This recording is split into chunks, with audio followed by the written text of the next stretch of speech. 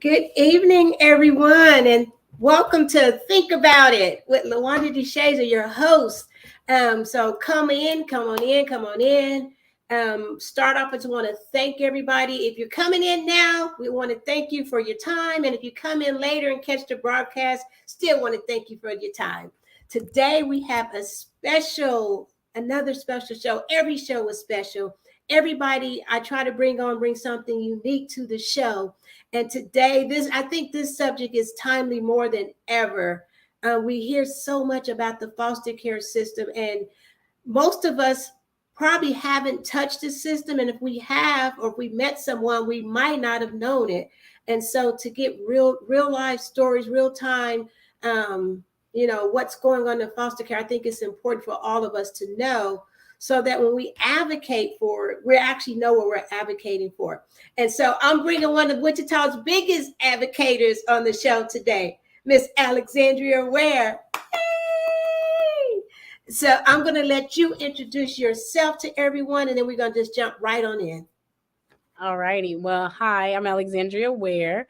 My pronouns are she, her, hers, and I am the CEO and founder of Culture Creations Inc.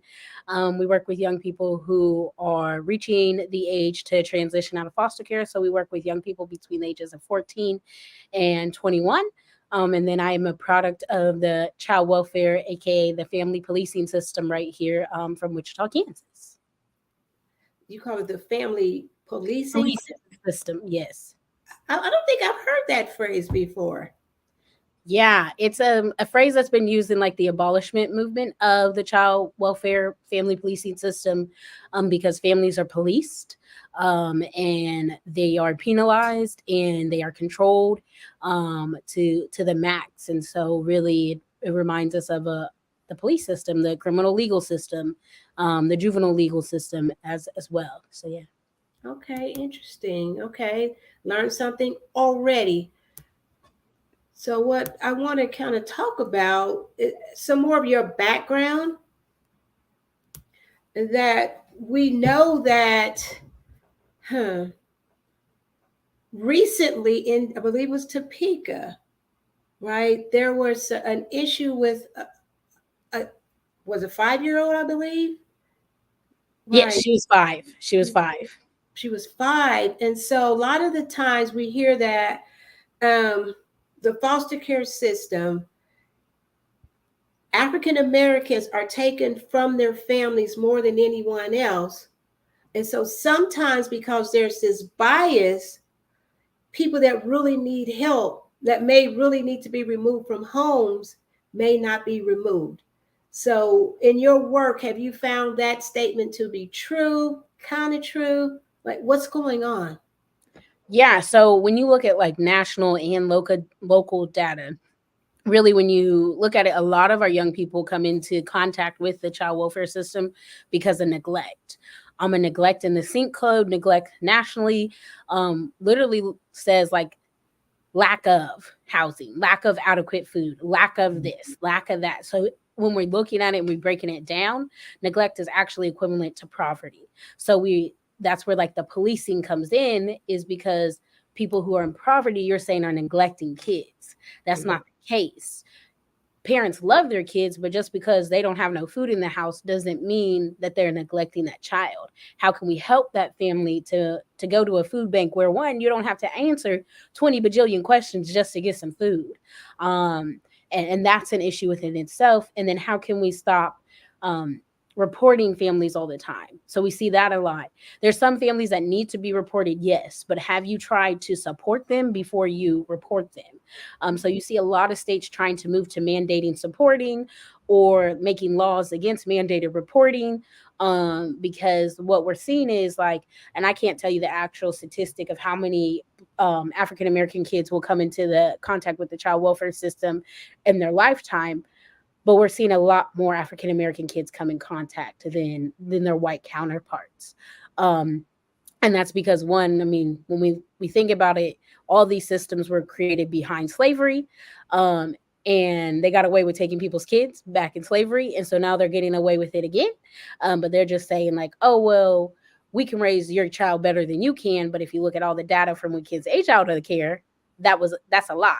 I aged out of care. By the grace of God, I had a adoptive family that wasn't really my adoptive family who was able to help me, and I had my biological family, my mentor's family, and all these people in my community around me to support me. But not every young person is like that. And in the case of the young 5-year-old, it's not just on DCF. She was living in a house with no electricity. We also got to hold Evergy and our water companies and our gas companies accountable, because if you know this family doesn't have uh, electricity, where's the funds for you to set up for them to be able to, okay, well, there's kids living here. How can we give them some type of money to where the system isn't getting involved? And so I really would love to see our companies like that getting involved to be like, what can we do differently to stop this? Because just because some people don't have money to pay their electricity bill doesn't mean they're a bad parent. I mean, we've all been in a spot where we've had to choose between putting gas in our car and getting groceries. And if you haven't, God bless you. And I'm so glad you are privileged. But I know I have. I've had to be in that spot several times in college of, man, I ain't got that much until payday and I got to get to work. So, hey, I've been in a situation and I literally forgot to pay.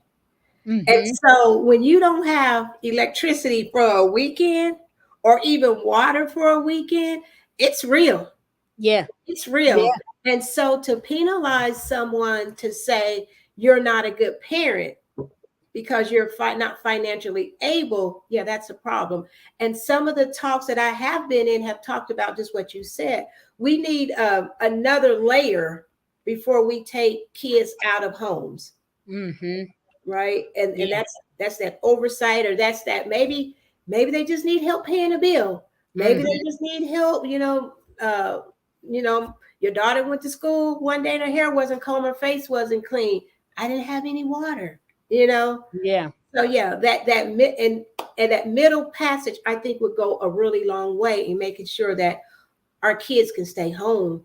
I've been privy to some conversations of parents going, you have to get these classes. So we're talking about foster care. So let's go back. So someone reports that something's going on in the home. DCF comes out and, I don't know, do a full interview. I don't know that process. Do you know that process? Yeah, so back in a different life, I was an investigator, and I stopped because I couldn't cause harm, and I had a case where they wanted me to take a kid, and I couldn't take it. Take them. I couldn't petition the court to take them to put them in police protective custody, because I know what it was like for someone to take me from my parents, and I couldn't do it. So a report comes through. It goes through the DCF's like reporting hotline, child abuse reporting hotline. It can get screened in or screened out.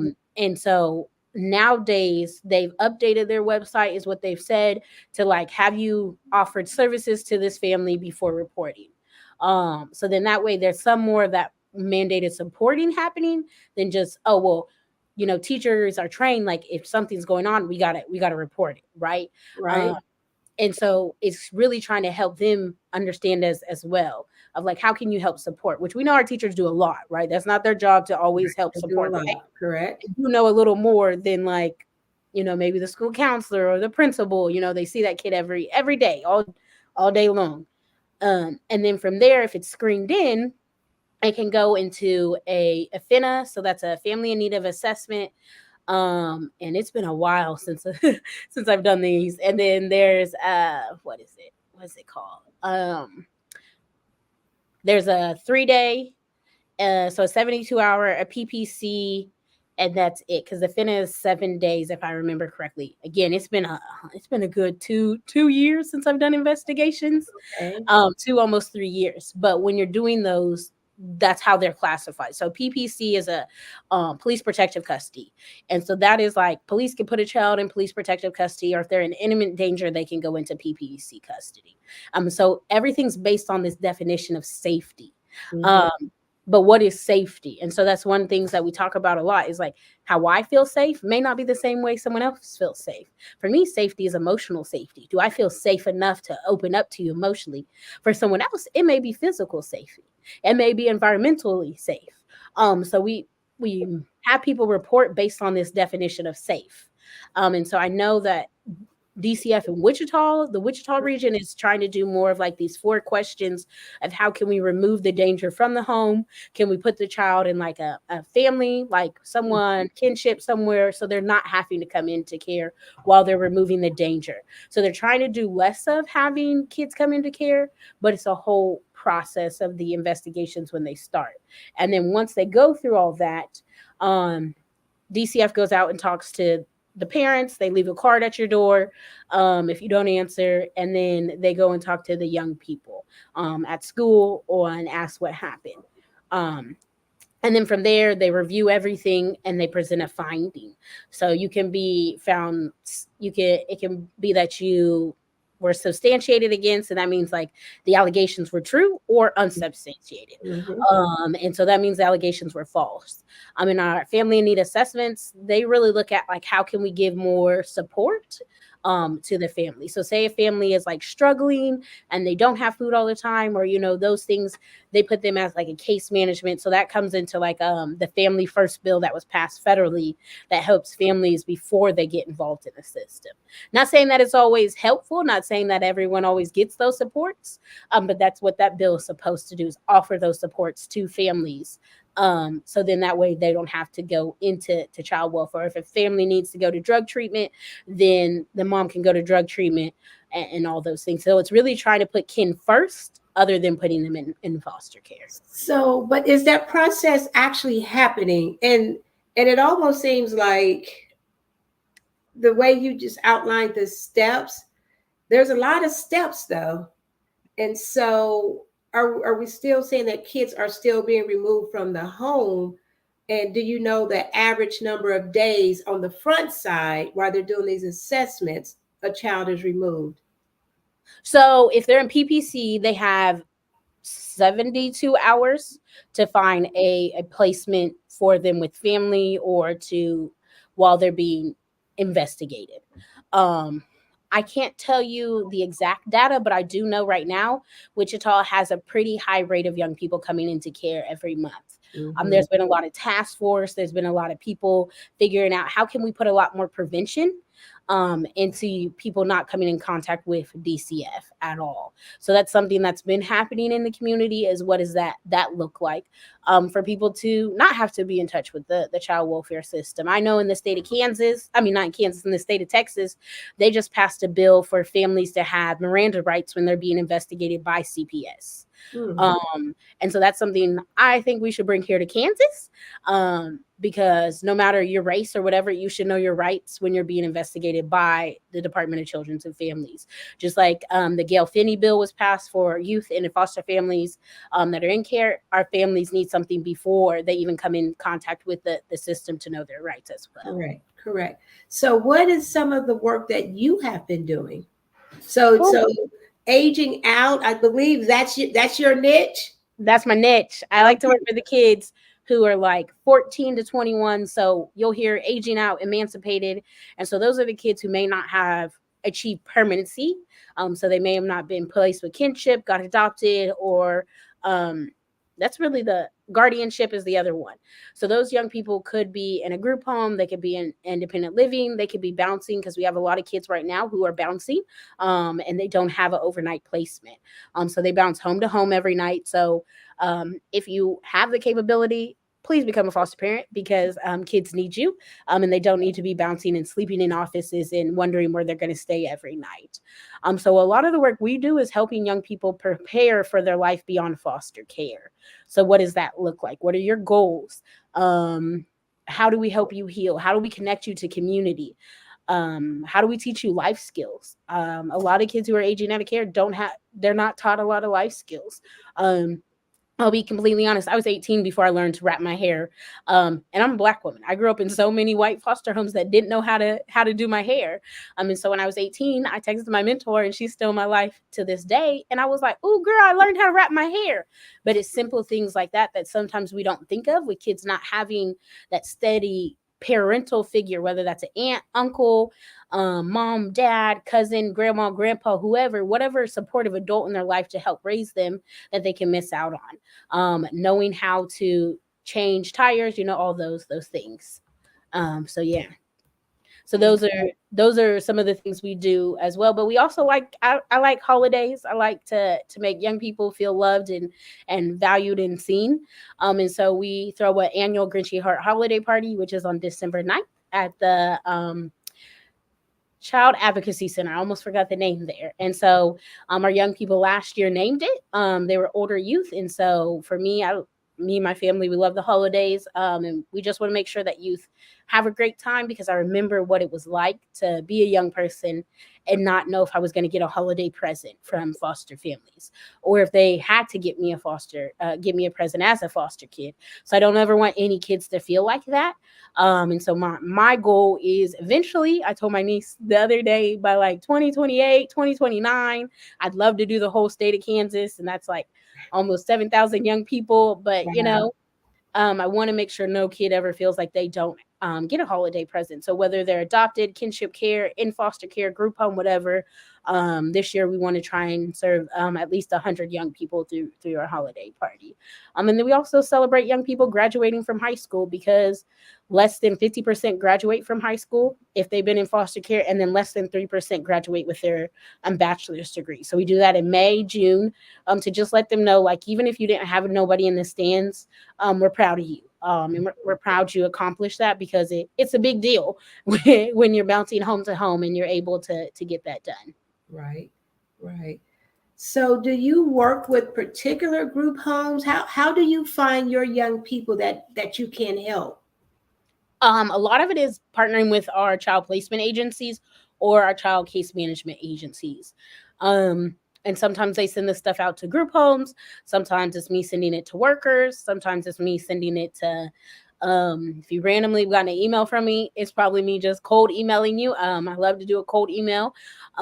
Whether that's sending it to any organizations I'm a part of, all the things, posting flyers around. Like tomorrow, I'm going to go post some more flyers at different coffee shops and things. For me, it's more so like, how can we get the word out? And we'll never turn a young person away. If you need help and we can help you and we have the capacity. If I don't know how to help you, I'm going to tell you I don't know, but I'm going to lean on my community to figure out what it is you need to get that help. I'm on a board, racial profiling advisory board. And one of the things, a couple of years ago, I met a young lady that she didn't have her driver's license was suspended. But the amazing part was she never had a driver's license. And so she was in the foster care system, and she was like, Miss, I've never had a driver's license, but my license is suspended, because she might have did something, she obviously she was driving or something, she had her license, but it was truly affecting her now as an adult, that she was, I guess, treated as an adult as a child. Mm-hmm. And so I Yeah. know those are some of the barriers I know that are out there. Yeah. ID documents and identification is the biggest barrier with young people bouncing home to home. They can lose things. Young people not being able to get their driver's license. By the grace of God, I graduated in 2011 when driver's ed was still in high school. Right, So right, that was an easy right. thing for me to get. But we have young people who may not be able to get their social security card, um, because of they don't have a certain document, or all these things. So sometimes those documents held up young people getting jobs or getting their driver's license, or all the things. Another thing that young people face is housing insecurity. We have a lot of young people who age out of care and end up homeless. And that's just nationally, not even just here in Kansas. And it's really sad, because we have a HUD voucher for young people, that was advocated by Action Ohio, with the help of Jamal Calhoun, who lives in Ohio, and Ruth White. And they've done so much for that. They made sure that young people can get that up until 26. But a lot of our young people don't know that there's a HUD voucher that if you grew up in foster care, that can help you with your housing. So then you're not looking for housing, or you're not sleeping on the streets, but then having to navigate a whole nother housing system on top of having to navigate the child welfare policing system after growing up in care is tough, and it can be very discouraging as well. That is really interesting to know. So, documentation, housing vouchers. people probably don't know this information, and you've probably done this, but I'm going to ask you, have you done workshops on those two issues? I have not.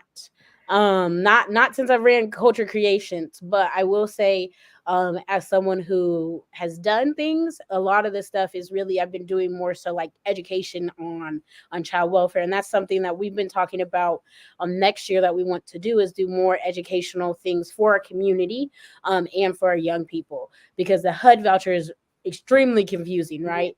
Right. And so Kayak and RIAC, which are our regional and Kansas Youth Advisory Council, have been doing some talks this month around housing. And I know that one of the things they were going to touch on was HUD.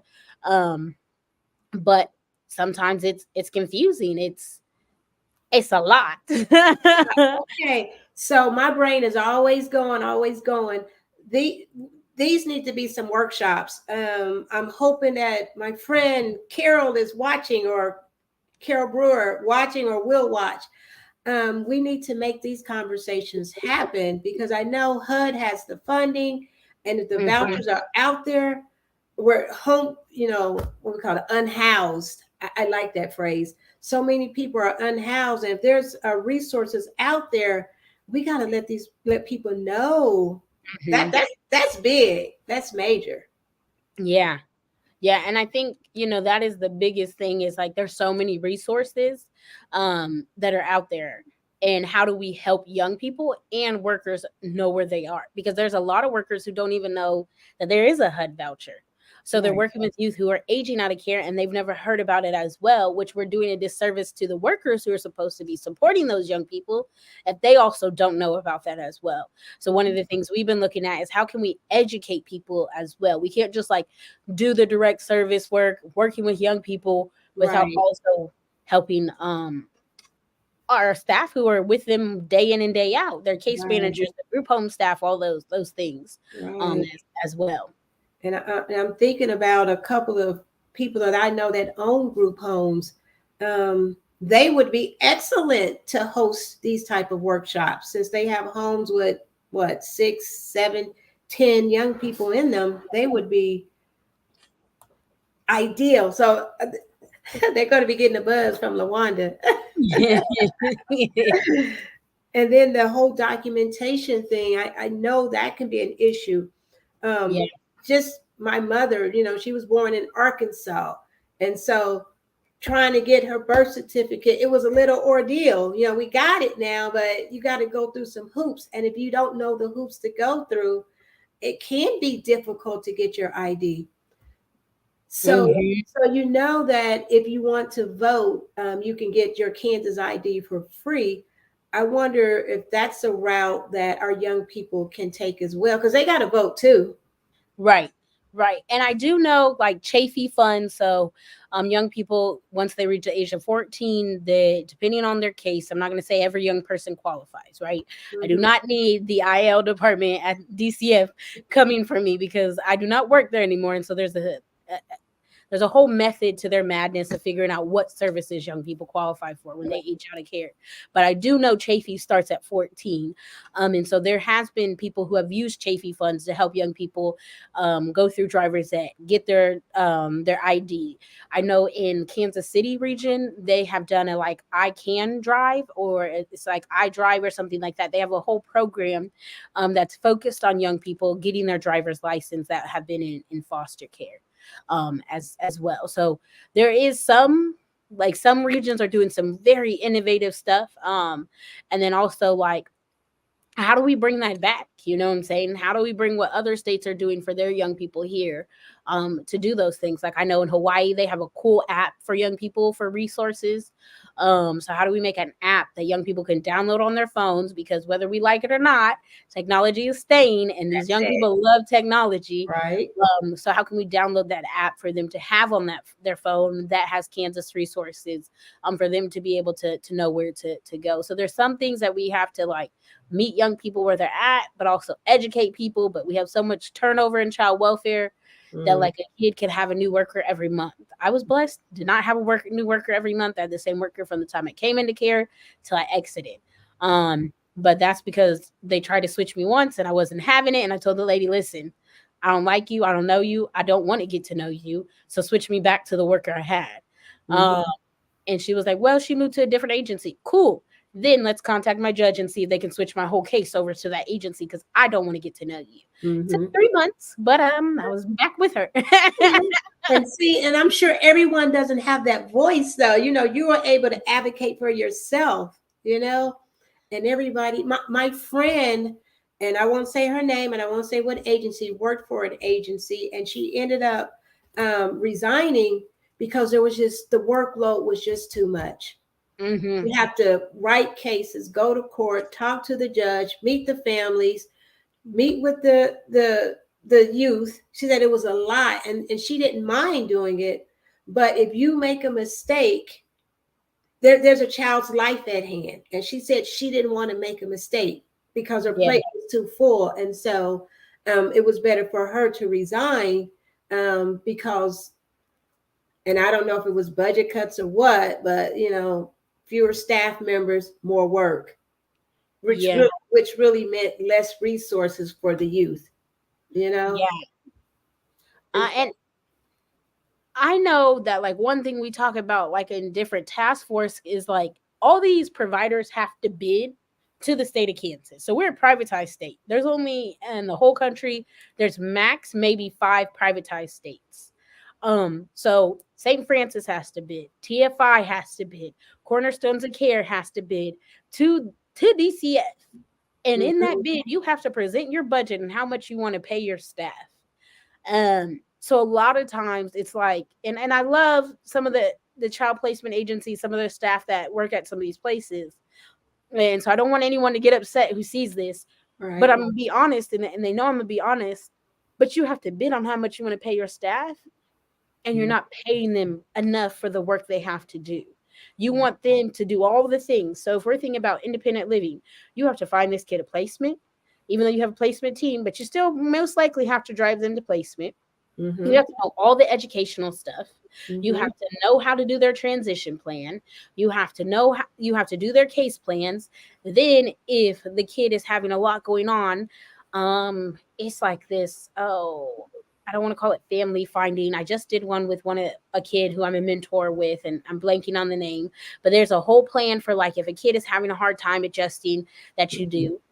And then you also have to talk to the kid's family, to the kid's foster family, Right. and then we expect them not to stay when you're not paying them adequately enough and they're burnt out and overworked. Right.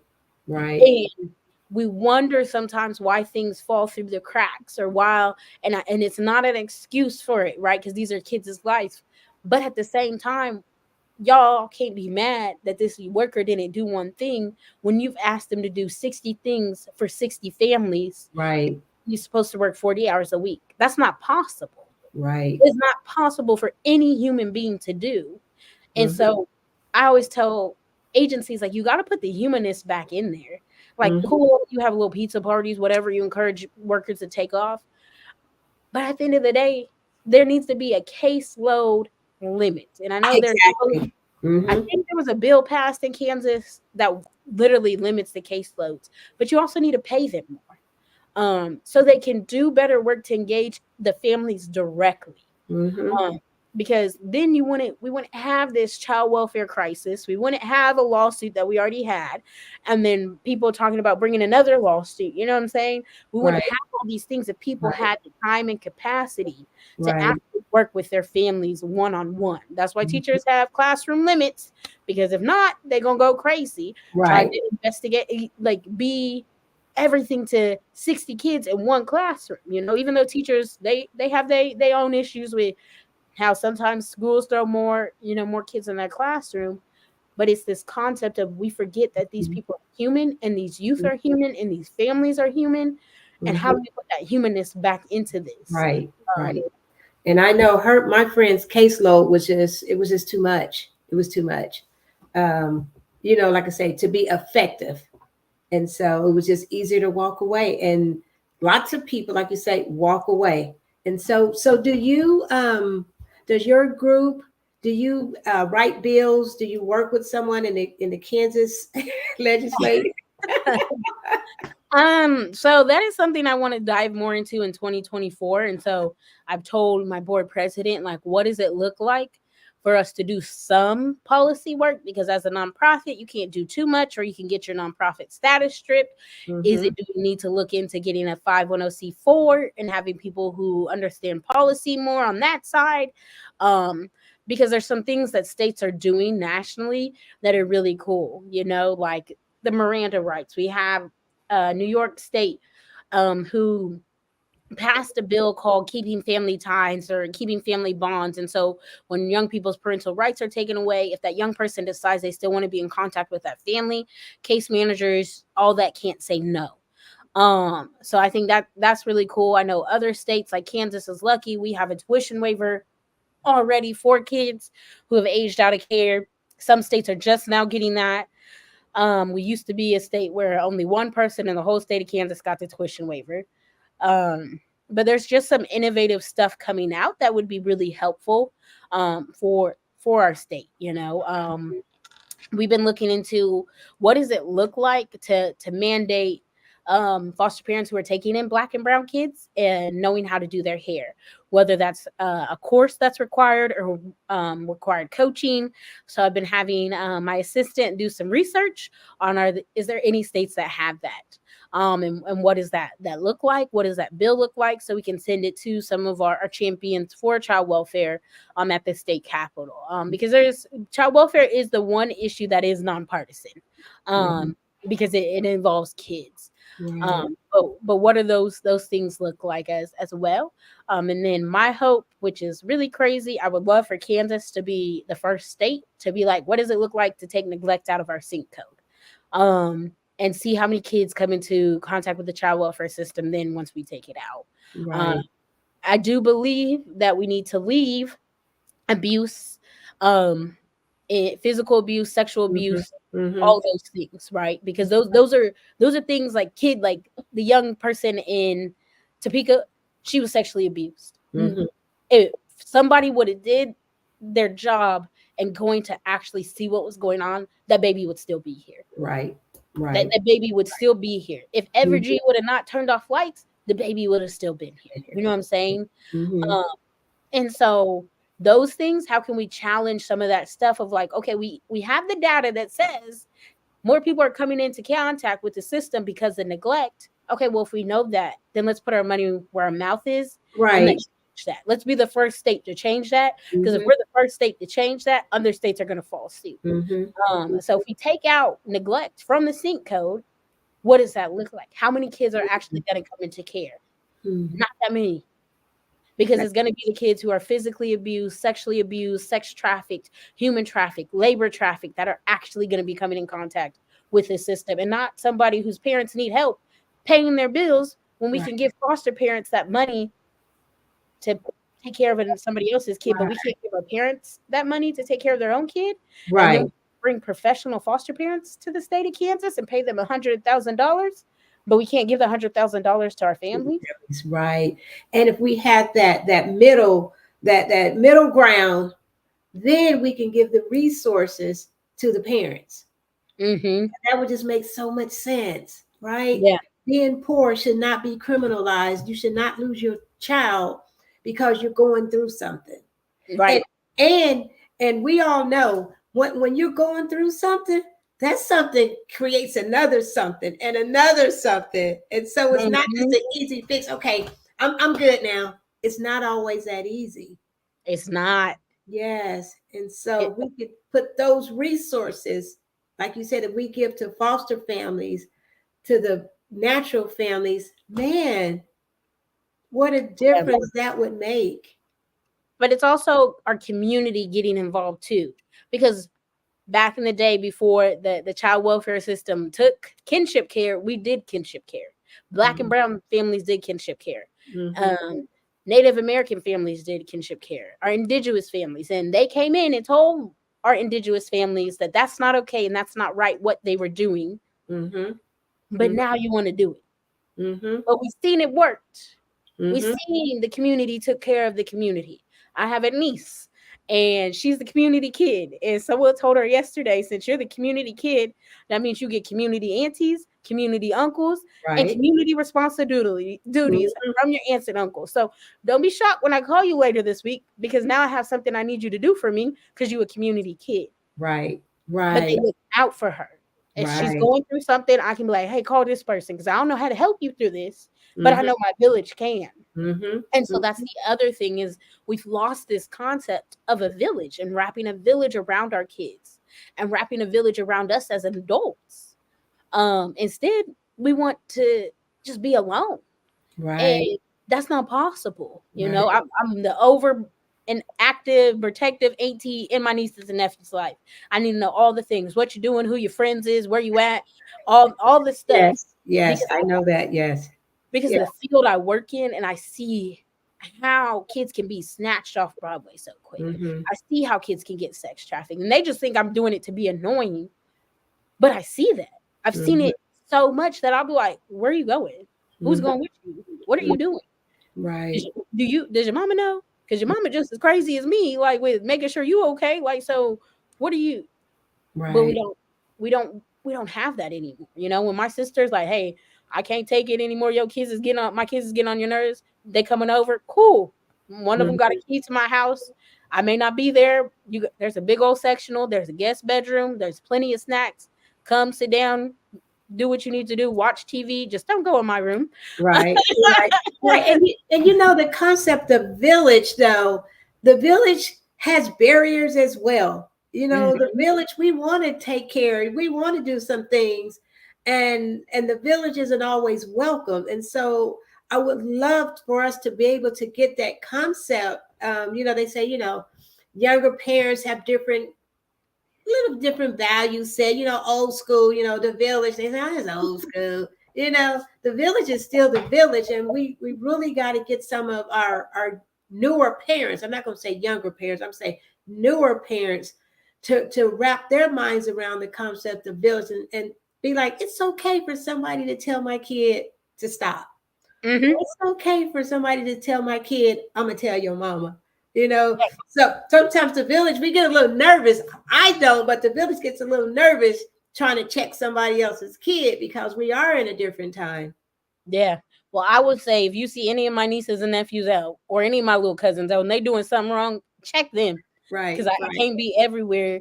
Because at the end of the day, that's one caring adult that's in their life that can Mm-hmm. make a whole difference. Mm-hmm. That Yeah. can literally make a whole difference for that one young person. Right. And we don't know that power. Like my mentor, I met her when I was 15. I was bad. I was a bad little kid in foster care. No, no. Ooh, no, I was. I did things because I knew I could get away with them. One of my punishments from one of my foster parents was to read the foster parent handbook, and I think that's where they messed up. Is because they made me read a handbook And you knew about what you could being a do. foster parent, and I knew what I could get away with after that, and Right. I knew what I could do.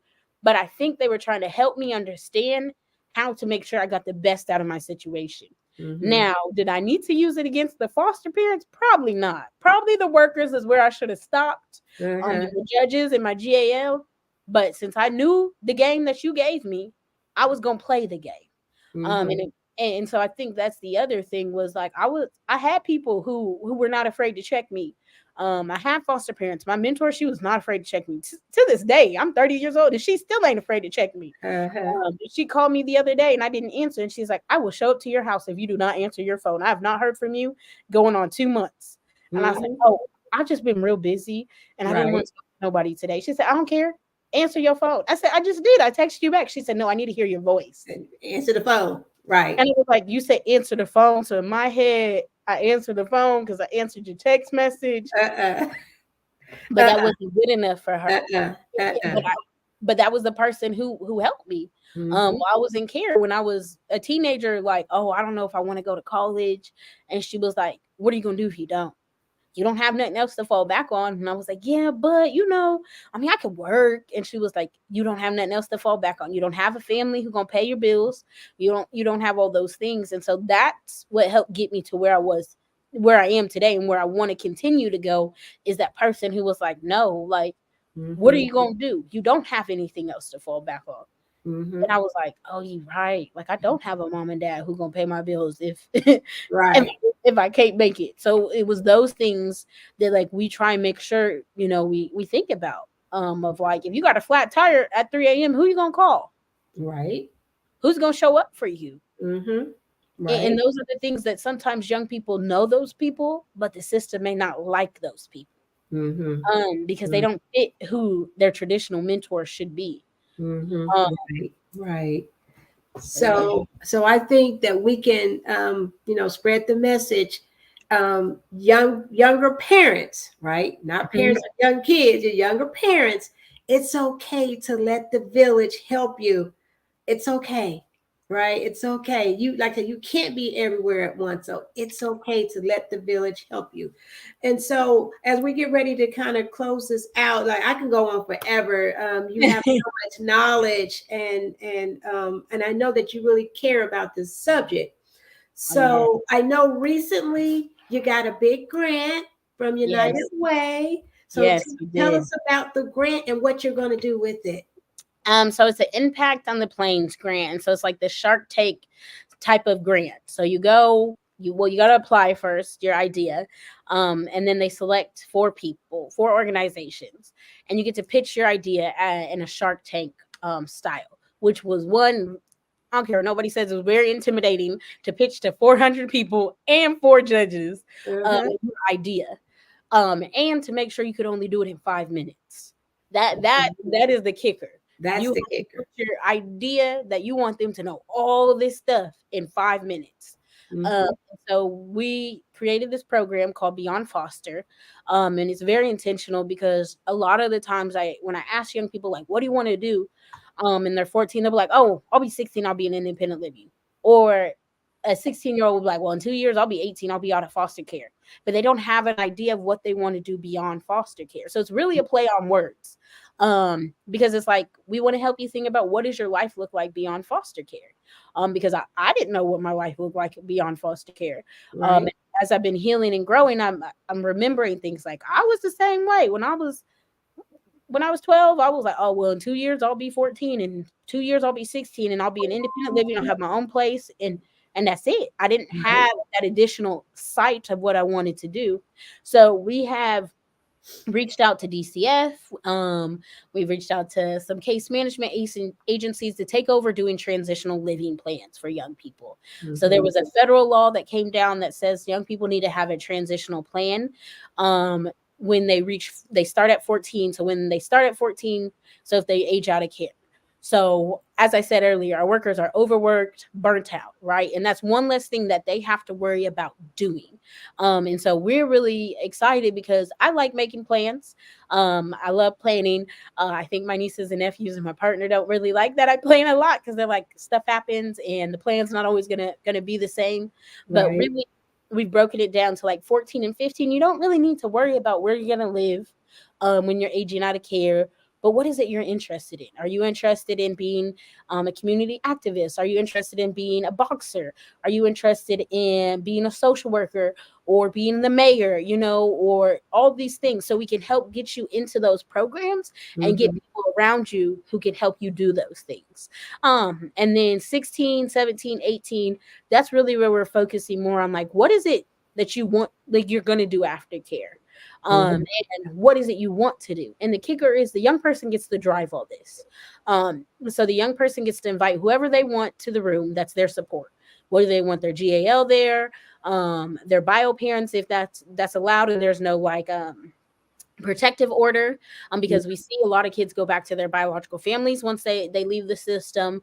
Mentors, teachers, casas, whoever they want in that room, they get to invite them. But if the worker is not available, then we don't get to do the meeting, because the worker is the main person besides us who's also going to help them be accountable to that plan. So if your Right. social worker can't make it, we cancel that whole meeting, because that's doing you a disservice and that's doing the worker a disservice. Mm-hmm. As well. And so then they get this whole plan 2 weeks later, and it goes over everything they talked about, right? Everything that they want to do, they get it, but they get resources at the end. So if they decide they want to be a boxer, we know CHD boxing gym, right? Tracy Mason, he does a phenomenal job with the young people. So Right. boom, we connect them to Tracy, right? Mhm. Maybe they want to be a hairstylist. My Aunt Jean's been a hairstylist for going on 20 something plus years, right?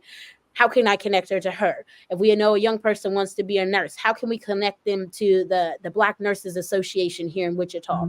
Mhm. Um, but also we're trying to take it statewide, and so we've been having meetings with DCF state team of like, what does this look like to make this a statewide program, in addition to talking to these case management agencies, because if it can be implemented into the state policy and procedures that, hey, this has to be done and we want to give the contract to Culture Creations, cool. If y'all don't want to give it to us, cool, I'm cool on that, but it Right. needs to be implemented into policy and practice. Right.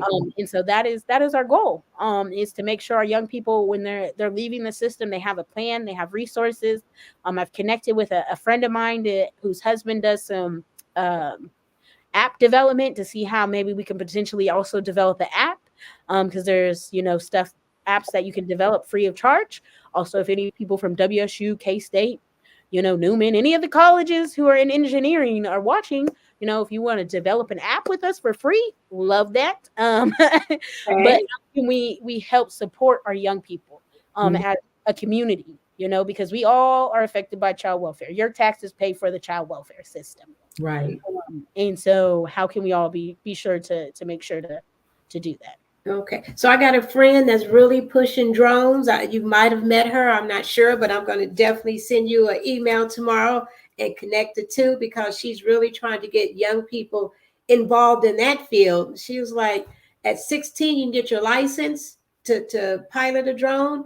And she's like, you can, you know how you go and look at apartments online. She said Mhm. that job can pay like $3,000. You go in and capture every room so you can get the feel. See, that's a $3,000 job.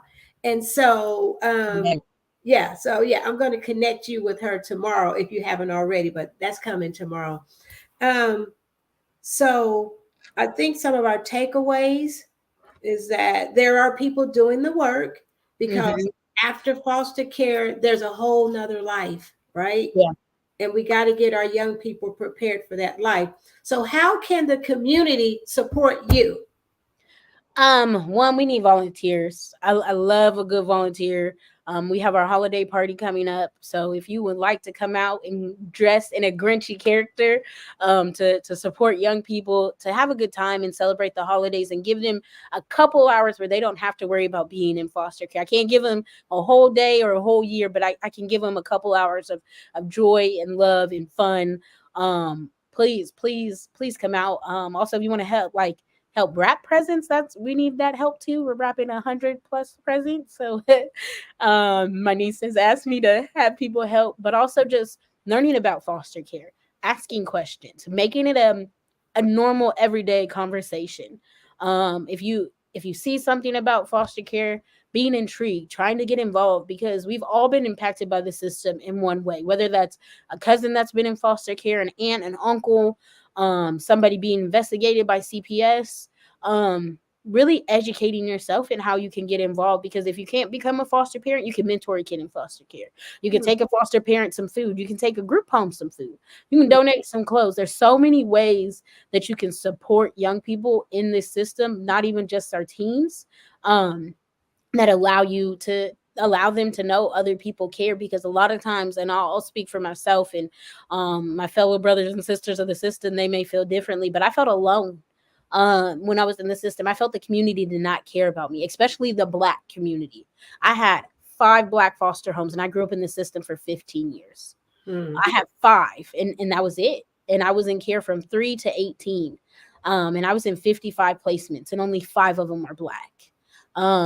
So even if you can't become a foster parent, donate your time to organizations. I know Carol Brewer's doing a lot within child welfare. I know Mhm. Miss Nina Shaw with KFAN is doing a lot. She's another wonderful Black woman who's running a child welfare organization. I'm out here trying to do a lot. There's a child placement agency, and I'm a blank on their name, but they're doing a lot. and they're Black owned, and they're trying to get more of our Black families into doing foster care and being involved. So just any way that you can support, and what you can do from the seat you're in is what you can do to help us, but not only just help the kids as well. Okay, so I'm gonna need you to put your information in the chat. Go to Facebook and put it there, and so people can at least maybe reach out to you and say, okay, now where's these group homes, or who do I connect with, and so that way we can start getting community involved, because that's what Think About It is all about. I want to give people things to do. You know, Right. it's cool to come on and have fun, but then what's next? Mm-hmm. And so I want our community to be involved in the what's next. Yes. So I want to thank you for coming on. You and I officially met in a program we were in last year, and there were so many wonderful nonprofits doing work. And I have my own nonprofit now. I haven't launched it yet. I'm gonna do this big launch, but I have my own nonprofit. So I want to roll up my sleeves and do some of my own work that can help without all the strings attached. Yeah. You know, I make my own strings. So anyway, I really do want to thank you for coming on today. The foster care, the whole system. I've been in a lot of talks this past year. There's so many different things going on. The whole Cedric Lofton, that tragedy that got a lot of people interested in the foster care system. And so I'm just hoping that moving forward that we do more than just talk. We get in there and do the work, or help the ones that are doing the work, because we all don't have the skill set, and that may not be all of our lane, but there are people that are in that lane. And so I'm glad you came on today. You gave us a lot of good information, a lot of good things that we can start doing to help our community. So congratulations to you again for receiving that United Way grant. That was a biggie. I saw it. That was a biggie. Yes. It was. Yeah, we not only did we win the 40,000, we won People's Choice as well. So that was, I mean, standing on the stage, I remember the photographer saying, like, you can smile, and I said, oh, I'm trying not to cry. Right. And so the People's Choice, and that's always my thing, is that the people, right? So the people bought into what you were doing, what you're trying to do. And for me, that's everything, Yeah. If the people can support you, it's cool, the big shots sit in their rooms. But when the people can get behind you, that says a lot. And so again, congratulations. I'm looking forward to assisting you in your lane and do what I can do. And I'm hoping I'm going to boost this out. And so that I want everybody to see it. I want people to get involved. A lot of times we don't know what to do. And so hopefully this will give people a starting point on something to do. So again, looking forward to, I know you got more to come. I know Senator Aletha Fauske-Doe, the child advocacy, child welfare is really important to her. And she's really looking for someone to be in Topeka. We need a lobbyist. Put that on your list. We need a lobbyist in Topeka. Yeah, we do. We do need a lobbyist. We do. Not me, though. Not me. It's someone else to pick that up. Your connections, your circle. Right. Because if we want things to happen that affect us, and I always tell people, when you help Black people, you actually help everybody, because the issues that we have affect everybody. They're just more polarized in our communities. And so we can get a lobbyist in Topeka to talk about some Black issues. We can maybe get some more bills passed. So anyway, that's put that on your to-do board as well. Find somebody. We need a lobbyist really, really bad. All right. So any last words before I let you go? No, just thank you for letting me come on here and talk about my heart, my passion. And I look forward to seeing who's willing and ready to do the work. Yes. All right. Well, thank you so much for coming on. And again, I want to thank everybody else for tuning in, like whether it's now or later. We all can roll up our sleeves and do some work. If you've been blessed, you better bless somebody else. But I just want to, again, thank you for tuning in to Think About It. And this is the show that is guaranteed that when you walk away, you got something to think about. Bye. Thank you, Alexandria.